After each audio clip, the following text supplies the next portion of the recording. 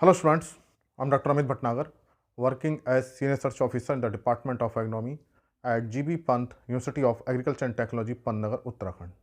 Sulfur is essential nutrient and it is required by all the crops, and its requirement is high particularly for oilseed crop. So this sulfur is very important for oilseed crop, and this sulfur increases the oil content in mustard. जो भी oilseed crop है उसमें oil content बढ़ाता है, चाहे ये soybean हो, चाहे ग्राउंडनट हो, चाहे सरसों हो, और दूसरी सभी क्रॉप्स के लिए भी सल्फर जरूरी है. ये इसेंशियल न्यूट्रिएंट है and plant uptake good amount of sulphur and its replacement through fertiliser is very important. Soil content some reserve of sulphur and after a time अगर हम क्रॉप को ग्रो कर रहे हैं विदाउट सल्फर अप्लीकेशन के तो धीरे धीरे वो रिजर्व कम हो जाएगा, चाहे कोई सा भी न्यूट्रिएंट हो. तो सल्फर के साथ भी ऐसा ही है.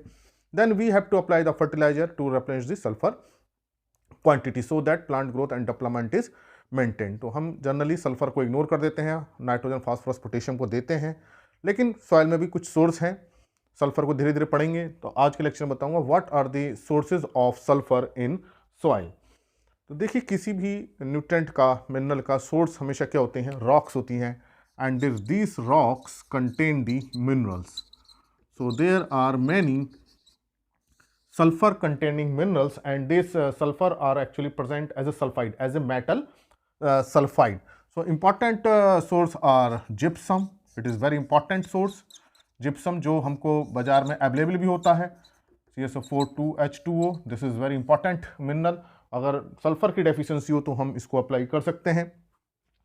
Another is epsomite salt. ये मैं आपको नेचुरल बता रहा हूँ.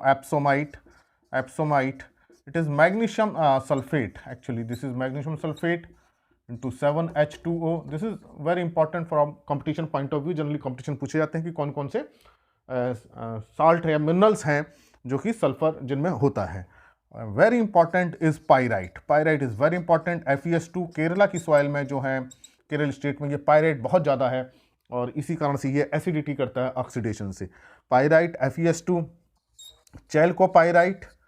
Chalcopyrite is CuFeS2. actually this is the along with the copper. Chalcopyrite. Then arsenopyrite. Arsenopyrite contain arsenic. This is FeS2, FeAS2. Then cobaltite. इसमें कोबाल्ट होता है. Cobaltite. This is CO. Arsenic भी है, SS. This is very important. Then sphalerite. Pyrrhotite भी एक है, पायरोहाइट, PYRRHO, पायरोटाइट.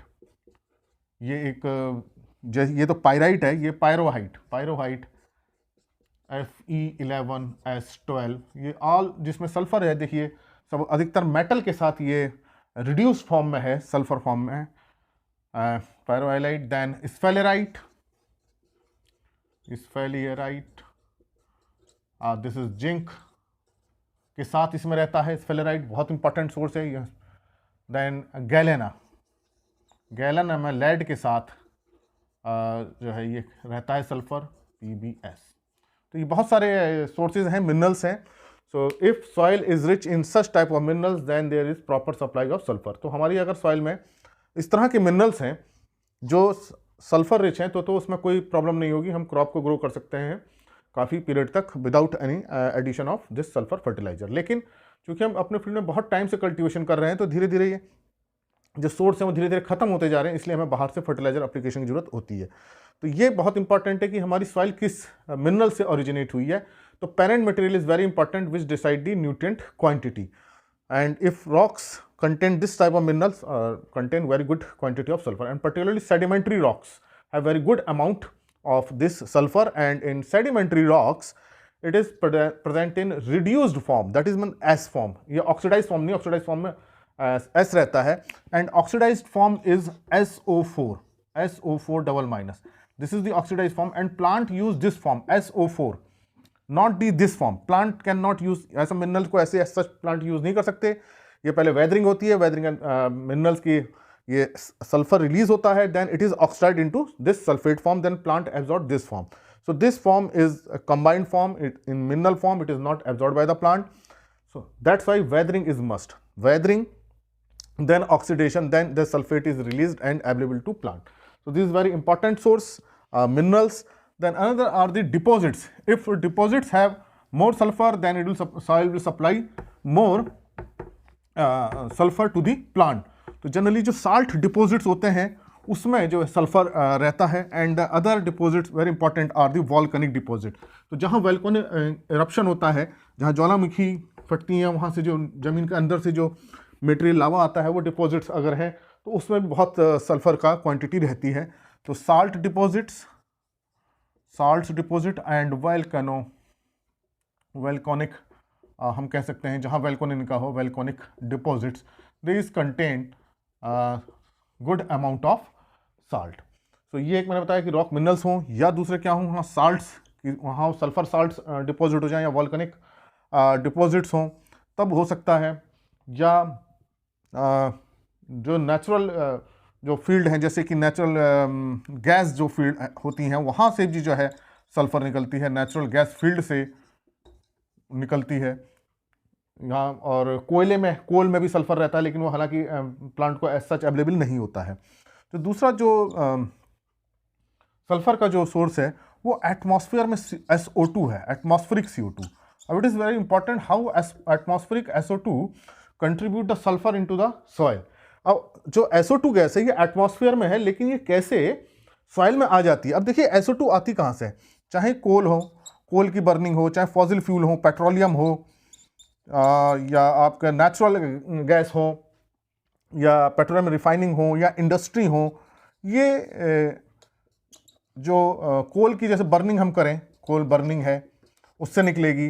Petroleum की हम रिफाइनिंग करें, पेट्रोलियम रिफाइनिंग की बहुत फैक्ट्रीज होती हैं, या इंडस्ट्री, बहुत सारी इंडस्ट्रीज़ हैं, वहाँ फॉसिल फ्यूल यूज़ होता है. तो फॉसिल फ्यूल जो यूज़ होगा, then these release the SO2 gas into the atmosphere. अब इनसे क्या होता है कि ये कोई भी इंडस्ट्री है किसी एरिया में, उसमें जरूर SO2 CO2 तो निकलेगी, SO2 भी निकलती है, क्योंकि वहाँ फॉसिल फ्यूल यूज़ किया जा रहा है. फॉसिल फ्यूल में ये रहता है, पेट्रोल में रहती है, नेचुरल गैस में रहती है, कोयले में सल्फर एज ए कंस्टिट्यूएंट रहता है. कोयला सिर्फ कार्बन नहीं है, उसके अंदर सल्फर भी कुछ रहती है, जो जब कोयले को बर्निंग करते हैं तो वो SO2 में कन्वर्ट हो जाती है. इस तरह से क्रॉप रेजिड्यू को अगर हम जलाते हैं तो वहाँ से भी जो है SO2 निकलती है. किसी पेड़ को जलाएंगे तो उसके अंदर भी जो है सल्फर जो रहता है एमिनो एसिड के फॉर्म में, सल्फर अमीनो एसिड्स रहते हैं, प्रोटीन रहती है, वो सब ऑक्सीडाइज फॉर्म में चले जाते हैं. तो बर्निंग से भी जो है SO2 निकलती है. अब ये SO2 कहाँ जाती है, एटमॉस्फेयर में आ जाती है. और एटमॉस्फेयर में जब रेन होती है, जब रेन होता है, जो वाटर होता है, इसके साथ मिलकर के ये H2SO4 बनाती है. It make the H2SO4. अब ये जब प्रेसिपिटेट कहाँ जाता है, ये सॉइल में आ जाती है, ये इन सॉइल. तो ये कहाँ गई, SO2 is atmosphere, then cloud weather is there, cloud is there, वहाँ बारिश हुई, और बारिश के साथ SO2 H2SO4 बनाती है, जो जमीन में आ जाती है. इसी को हम एसिड रेन कहते हैं. Actually this is the acid rain, ये एसिड रेन होती है. अब ये कहाँ होगी एसिड रेन, कहाँ ज़्यादा होगी, जहाँ इंडस्ट्रीज ज़्यादा होंगी, या पेट्रोलियम रिफाइनिंग ज़्यादा होगी, या कोयले की बहुत ज़्यादा बर्निंग कर रही हो. तो ये एक पॉल्यूटेंट गैस है. Actually this is pollutant gas जो पॉल्यूशन करती है. And plant absorb SO2 directly, plant की जो लीव है इस SO2 को एब्जॉर्ब कर लेती हैं. And this SO2 is toxic, और ये SO2 टॉक्सिक हो जाता है, इससे प्लांट्स की लीव जल जाती हैं. तो जहाँ इंडस्ट्री होगी, जहाँ SO2 को ज़्यादा होगी, वहाँ आप देखेंगे कि पत्तियों में बर्निंग हो गई है, काली सी हो गई हैं, जल गई हैं. तो वो SO2 की वजह से, SO2 की इंजरी है. सेकंड, ये एसिड रेन हो रहा है, एसिड आता है पूरा जमीन पर आता है, तो ये एक्वेटिक लाइफ को भी डिस्टर्ब कर रहा है, प्लांट्स को भी कर रहा है. फॉरेस्ट पे गिरता है, फॉरेस्ट को अफेक्ट करेगा. क्रॉप पे गिर रहा है, क्रॉप को अफेक्ट करेगा. पानी में जा रहा है, पानी को अफेक्ट करेगा. तो इससे क्या है, लेकिन इस जो SO2 निकलती है ये दोबारा सॉइल में आ जाती है in the form of H2SO4. फिर ये H2SO4 डिसोसिएट हो जाता है, H आयन बनाता है और सल्फर बनाता है. तो ये सल्फर फिर सोर्स मिल जाता है प्लांट्स को. तो that's why it is source. तो अब मैंने क्या सोर्स बताया, minerals, there are so many minerals. Then salt, natural salt deposit, volcanic deposits, natural gas field में ये गैस निकलती है, SO2 निकलती है. और जो एटमॉस्फेयर में SO2 है उसको मैंने कई सारे ये बताए, उससे ये सल्फर निकलता है. तो these are the sources of sulphur. And ये जो अब जो सल्फर है, it is not directly used by the plant, S is not used directly. Sulphur is present actually in oxidize form और रिड्यूस्ड फॉर्म.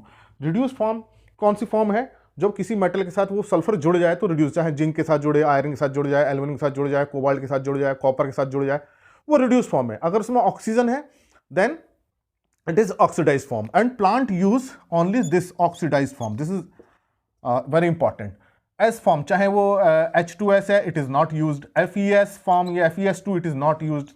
CuS है, it is not used. ZnS it is not used. Lead form it is not used. ये कोई भी form use नहीं होती हैं, mineral form जो है वो यूज नहीं होती हैं। Actually these are the sulphide reduced form, these are the reduced form sulphide form. तो रिड्यूस फॉर्म जो सल्फाइड फॉर्म होती हैं, चाहे वो मेटल के साथ हैं चाहे कैसे हैं, ये जो सल्फाइड्स हैं कैसे निकलेंगे, जब रॉक्स की क्या होगी, रॉक्स की वेदरिंग होगी, मिनरल्स की वेदरिंग होगी। तो weathering process is very important. जब रॉक्स में वेदरिंग होगी, टूटेंगी, चाहे वो केमिकल वेदरिंग हो, फिजिकल वेदरिंग हो, तो जो मिनरल्स से टूटेंगे, उन टूटने से सल्फाइड ये एस निकलेगा। अब ये सल्फाइड्स क्या होंगे, ऑक्सीडाइज्ड हो जाएंगे। अब ये ऑक्सीडाइज प्रोसेस माइक्रोब्स करते हैं, हालांकि केमिकल प्रोसेस भी होता है लेकिन बहुत सारे माइक्रोब्स हैं। थायोबैसिलस बहुत इंपॉर्टेंट बैक्टीरिया है, तो यहाँ एक्चुअली बैक्टीरिया इन्वॉल्व रहते हैं, बहुत सारे बैक्टीरिया इन्वॉल्व हैं जो इसका ऑक्सीडेशन करते हैं सल्फाइड का। तो इसलिए सॉइल के अंदर माइक्रोल एक्टिविटी बहुत अच्छी होनी चाहिए। जिस सॉइल में माइक्रोल एक्टिविटी अच्छी होगी वहाँ सल्फेट आयन बनेंगे, तब ये सल्फेट आयन प्रोड्यूस होते हैं। अब ये जो देखिए जो प्रोसेस है ये माइक्रोब से हो रहा है, इसमें बहुत सारे बैक्टीरिया हैं। थायोबैसिलस बहुत इंपॉर्टेंट बैक्टीरिया है। जिस तरह से नाइट्रोजन कन्वर्जन के लिए बैक्टीरिया चाहिए, इसी तरह से सल्फर के कन्वर्जन के लिए भी बैक्टीरिया चाहिए। तो इसलिए मतलब सॉइल में बहुत अच्छी माइक्रो एक्टिविटी होनी चाहिए। तो अब ये सल्फाइड जो निकले रॉक्स के अंदर जो थे, ये सल्फाइड बनाया, वेदरिंग हुई, वेदरिंग से फिर बैक्टीरिया ने एक्शन किया उसके ऊपर, ऑक्सीडाइज किया, एक बहुत माइक्रोबियल प्रोसेस है कि उससे सल्फाइड बने। अब इसको जो है प्लांट अपटेक करते हैं, इसको प्लांट यूज करते हैं। दूसरा, ये लीचिंग भी इनकी हो जाती है, बहुत, these are highly mobile in soil, ये लीचिंग हो जाती है। इसको माइक्रोब्स फिर यूज कर लेते हैं, तो इसको रिड्यूस्ड फॉर्म में भी बदल देते हैं, इसको फिर एस फॉर्म में, H2S फॉर्म में या दूसरी फॉर्म में जो रिड्यूस्ड, मैं इसको लिख देता हूं रिड्यूस्ड फॉर्म में कन्वर्ट कर देते हैं। H2S गैस भी बन जाती है अब अगर वाटर लॉक्ड कंडीशन हो जाए। तो इसलिए अगर सॉइल बहुत गीली है, बहुत पानी है, पानी भरा हुआ है, वाटर लॉगिंग हो गई है, तो सल्फेट आयन किस में कन्वर्ट हो जाते हैं, H2S गैस में। ये एस्केप कर जाती है या आयरन के साथ मिलकर FeS2 बना लेती है। या ये क्या हो सकता है, सल्फेट आयन पानी के साथ रन ऑफ हो सकते हैं, बह सकते हैं, रन ऑफ हो जाते हैं। तो ये सल्फेट का ये प्रोसेस होता है और इसको सॉइल के अंदर भी एब्जॉर्ब हो जाते हैं। तो मेन जो प्रॉब्लम आती है, लीचिंग आती है, पानी के साथ नीचे चले जाते हैं। अगर खेत के अंदर पानी भर गया तो ये H2S गैस बना लेते हैं। तो यहाँ से और रन ऑफ पानी अगर बह रहा है तो उसके साथ भी इनका लॉस हो जाता है। तो ये मैंने सोर्सेज बताए सॉइल में जो सल्फर के सोर्सेस हैं। Very important are the minerals, so many minerals, then natural salt deposit, volcanic deposits, and the atmospheric SO2 which is released during the combustion of coal or petroleum or fossil fuel or industrial process। तो जहाँ industry ज़्यादा होंगी वहाँ SO2 atmosphere में ज़्यादा होगी और acid rain के थ्रू सल्फर आएगा। लेकिन ये एक अनडिजायरेबल प्रोसेस, ये डिजायरेबल प्रोसेस नहीं है कि SO2 पहले एटमॉस्फेयर में गया फिर वो ज़मीन में आया, क्योंकि इससे बहुत सारी चीज़ें डिस्टर्ब होती हैं। लेकिन ये मैंने आपको बताया सोर्सेज सल्फर ही हैं। अब क्या है, इनसे वेदरिंग हो रही है, सल्फाइड निकलना है, सल्फेट निकलना है। ये प्रोसेस कितने साल चलेगा, 10, 20, 30 साल, अगर हम बाहर से सल्फर नहीं देंगे तो। इसलिए हमको बाहर से थ्रू फर्टिलाइजर हमको अप्लाई करना पड़ता है, so that sulphur supply is maintain into the soil. तो अगर किसी सॉइल में नेचुरली बहुत ज़्यादा सल्फर है, जैसे FeS2 है, तो वहाँ नेचुरली बहुत ज़्यादा सल्फर रहेगा, वहाँ अप्लाई करने की जरूरत नहीं होती। जैसे केरला में मैंने बताया पायराइट बहुत ज़्यादा है, वहाँ सल्फर अप्लाई करने की बहुत ज़रूरत नहीं है क्योंकि बहुत रिच है सॉइल। लेकिन जिन सॉइल में सल्फर की डेफिशिएंसी है, मिनरल्स कम हो गए हैं, तो हमको वहाँ सल्फर फर्टिलाइजर यूज़ करना चाहिए। So this was about the sources of sulphur in soil. Thank you very much.